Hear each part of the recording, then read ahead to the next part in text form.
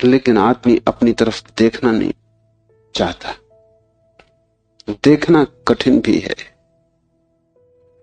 क्योंकि देखने के पहले जिस प्रक्रिया से गुजरना पड़ता है वो बहुत संघातक है। एक मारवाड़ी व्यापारी एक फिल्म अभिनेत्री के प्रेम में पड़ गया। वैसे बात अनहोनी थी, मारवाड़ी और व्यापारी प्रेम से सदा दूर ही रहता है, लेकिन अनहोनी भी घटती है। प्रेम में तो पड़ गया, लेकिन व्यापारी का संदेह भरा चित्त, तो उसने एक जासूस नियुक्त कर दिया अभिनेत्री के पीछे कि तू पता लगा इसका चरित्र तो ठीक है ना। इसके पहले कि मैं प्रस्ताव करूं विवाह का, सब बात पक्की कागज पर साफ हो जानी चाहिए। जासूस ने बड़ी खोजबीन की। 7 दिन बाद उसने रिपोर्ट भी भेज दी। रिपोर्ट आई कि इस स्त्री का चरित्र एकदम निर्दोष निष्कलुष है। ऐसी कोई बात कभी इसके संबंध में नहीं सुनी गई, नहीं जानी गई जिससे संदेह पैदा हो। सिर्फ एक बात को छोड़कर पिछले कुछ दिनों से एक संदिग्ध मारवाड़ी के साथ ये देखी जाती। वो संदिग्ध मारवाड़ी वो स्वयं थे। आंख दूसरे को देखती है, हाथ दूसरे को छूते हैं, मन दूसरे की सोचता है, और तुम सदा अंधेरे में खड़े रह जाते हो। तुम्हारी हालत वही है जो दिया तले अंधेरे की होती। उस दिए की रोशनी सब पे पड़ती, सिर्फ तुम्हें छोड़ देती। इसलिए तुम भटकते हो उस रोशनी में, सब तरफ सब दिशाओं में यात्रा करते हो, और एक अपरिचित रह जाता है, और वही तुम हो। यह पहला सूत्र है, चैतन्य आत्मा। इस सूत्र को गहरे बीज की तरह अपने हृदय में उतर जाने दो। व्यर्थ है सारे जगत की यात्रा अगर तुम अपने से अपरिचित रह गए। अगर स्वयं को न जान पाए और सब भी जान लिया, तो वो सारा ज्ञान भी इकट्ठे जोड़ में अज्ञान सिद्ध होगा। अगर अपने को न देख पाए और सारा जगत देख डाला, चांद तारे छान डाले, तो भी तुम अंधे ही रहोगे, क्योंकि आंख तो उसी को मिलती है जो स्वयं को देख लेता है। ज्ञान तो उसी को मिलता है जो स्वयं से परिचित हो जाता है, जो चैतन्य के स्व प्रकाश में नहा लेता है, वही पवित्र है। और कोई तीर्थ नहीं है, चैतन्य तीर्थ। चैतन्य तुम्हारा स्वभाव है, उससे तुम क्षण भर को भी पार नहीं गए हो, लेकिन दिया तले अंधेरा है। तुम उससे दूर जा भी नहीं सकते, चाहो तो भी, लेकिन भ्रम पैदा हो सकता है कि तुम बहुत दूर चले गए हो। तुम सपना देख सकते हो संसार में, लेकिन सपना सत्य नहीं हो सकता। सत्य तो सिर्फ एक बात है, वो है तुम्हारा चैतन्य स्वभाव। चैतन्य आत्मा है, तो पहली तो बात कि मेरा सिवाय चैतन्य के और कोई भी नहीं। ये भाव तुम में सघन हो जाए तो सन्यास का जन्म हुआ, क्योंकि मेरे अतिरिक्त भी मेरा कोई हो सकता है, यही भाव संसार। इसलिए पहले सूत्र में बड़ी क्रांति, पहली चिंगारी शिव फेंकते हैं तुम्हारी तरफ, और वो ये है कि तुम जान लो कि तुम ही बस तुम्हारे हो, बाकी कोई तुम्हारा नहीं। इससे बड़ा विषाद मन को पकड़ेगा, क्योंकि तुमने दूसरों के साथ बड़े संबंध बना रखे, बड़े सपने संजो रखे, दूसरों के साथ तुम्हारी बड़ी आशाएं जुड़ी हैं। मां देख रही है कि बेटा बड़ा होगा, बड़ी आशाएं जुड़ी। बाप देख रहा है कि बेटा बड़ा होगा, बड़ी आशाएं जुड़ी। और इन सारी आशाओं में तुम अपने को खो रहे हो। यही तुम्हारे पिता भी इन्हीं आशाओं को कर करके समाप्त हुए तुम्हारे लिए। तुमसे क्या उन्हें मिला? यही आशाएं कर करके तुम समाप्त हो जाओगे। तुम्हारे बेटे से तुम्हें कुछ मिलेगा ना, और तुम्हारा बेटा भी यही मूर्खता जारी रखेगा। वो अपने बेटों से आशाएं करेगा। नहीं, अपनी तरफ देखो, न तो पीछे न आगे, कोई भी तुम्हारा नहीं है।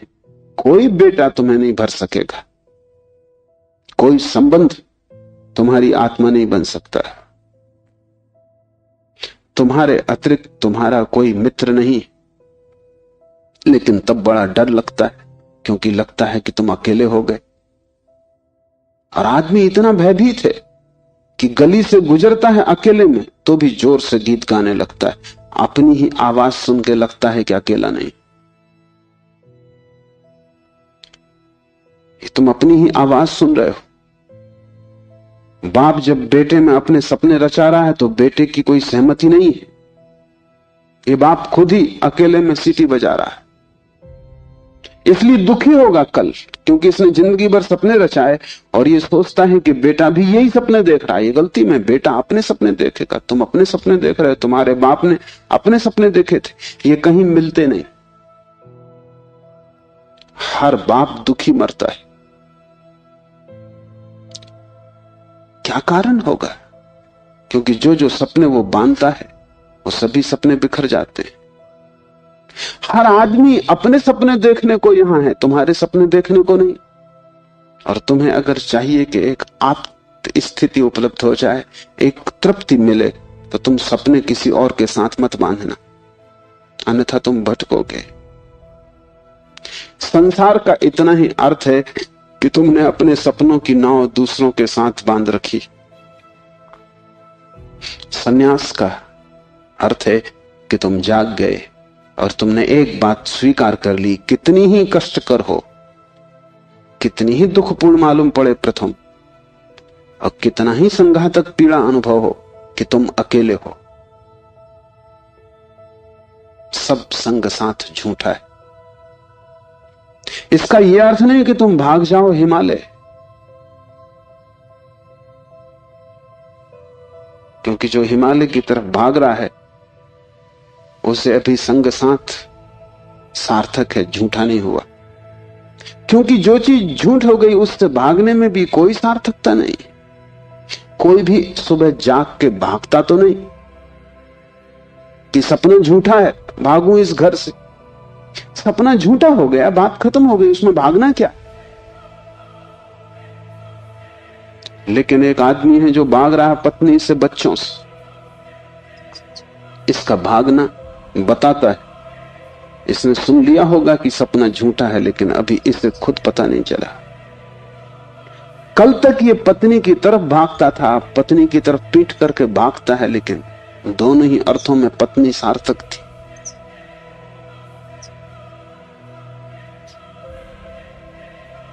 एक जैन संत हुए, गणेश वर्णी।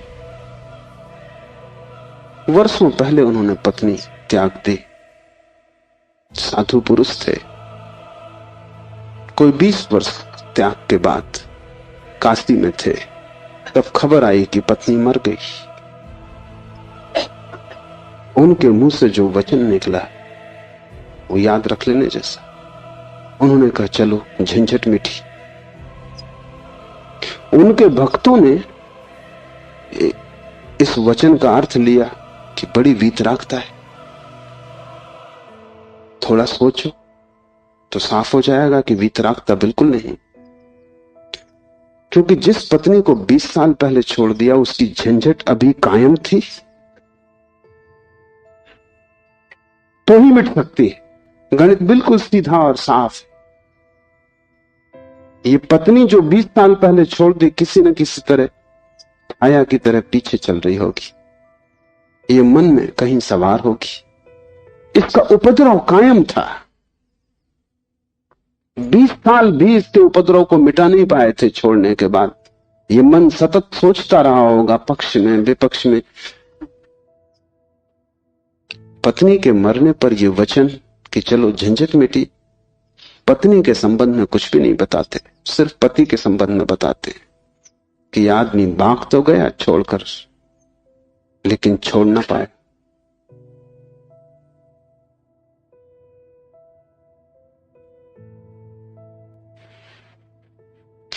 और गणेश वर्णी साधु पुरुष थे, इसलिए थोड़ा सोच लेना, साधु पुरुष भी बड़ी भ्रांति में रह सकते हैं। उनके चरित्र में, आचरण में कोई भूल चूक न थी। वे मर्यादा के पुरुष थे, ठीक ठीक नियम से चलते थे। वहां कोई जरा भी दरार नहीं पा सकता, जरा त्रुटि नहीं पा सकता। सब आचरण ठीक था, साधुता पूरी थी। फिर भी भीतर कोई बात चूक गई। हिमालय पहुंच गए, झंझट सांस चली गई। फिर दूसरी बात भी समझ लेने जैसी है, और वो ये कि अगर पत्नी के मरने पर पहला ख्याल ही आया कि झंझट मिटी, तो कहीं जाने अनजाने अचेतन में पत्नी की मृत्यु की आकांक्षा भी छिपी रही होगी। वो जरा गहरा किसी तल पर पत्नी मिट जाए, न हो, समाप्त हो जाए, ये तो हिंसा हो गई।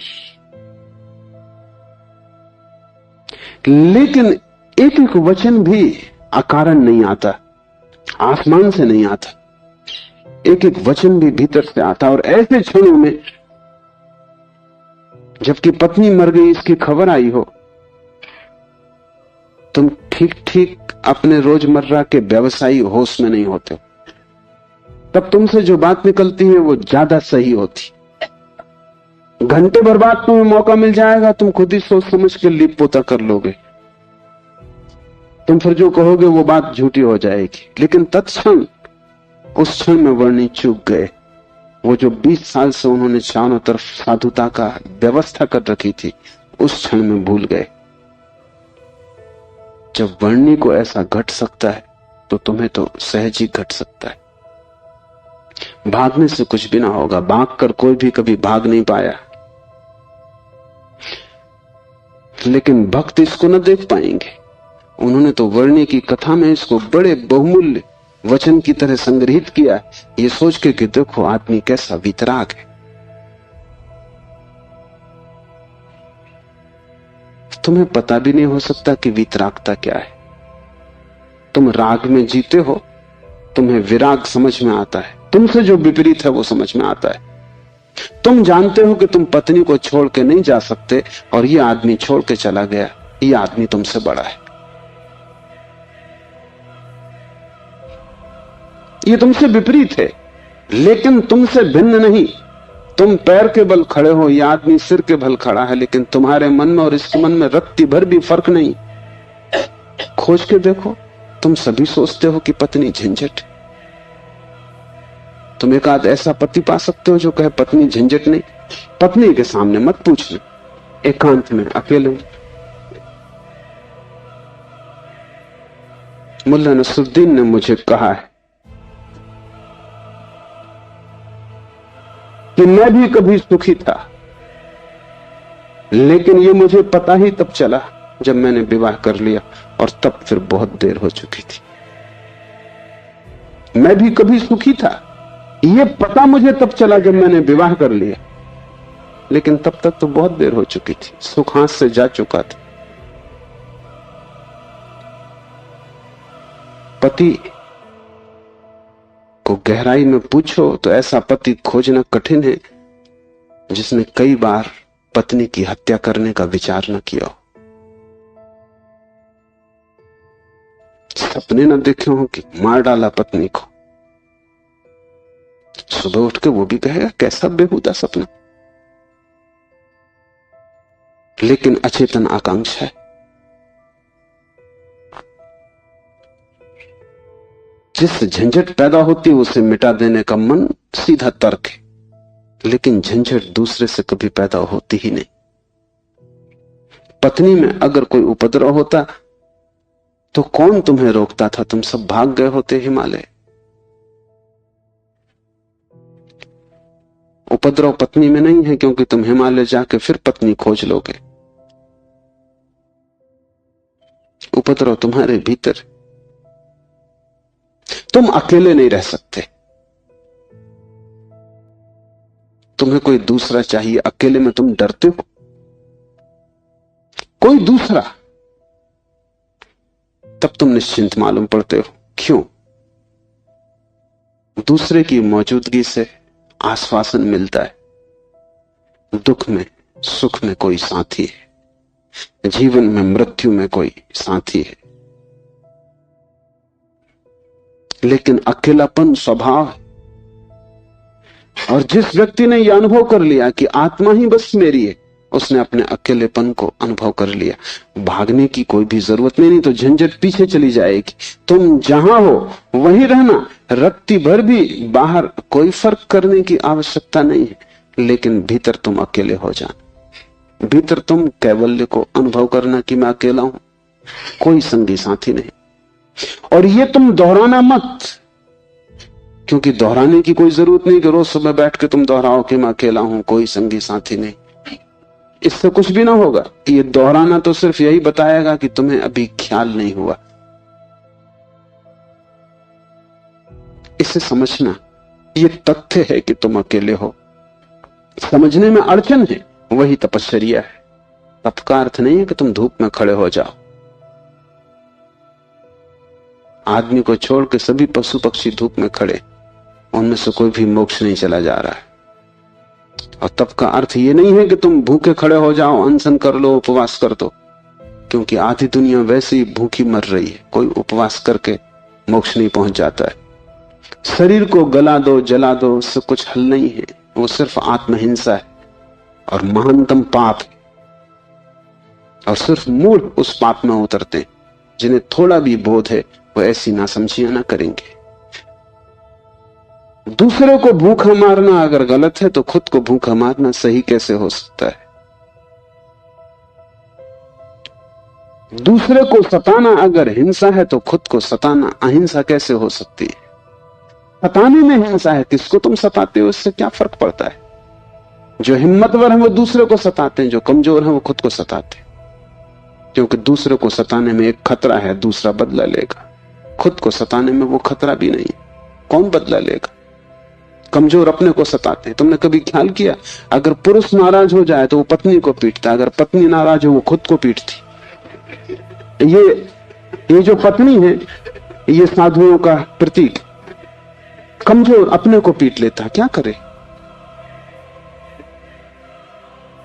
ताकतवर दूसरे को पीटता है, क्योंकि उसमें खतरा तो है ही कि दूसरा क्या करेगा कौन जाने। कमजोर आत्महिंसक हो जाता है और ताकतवर पर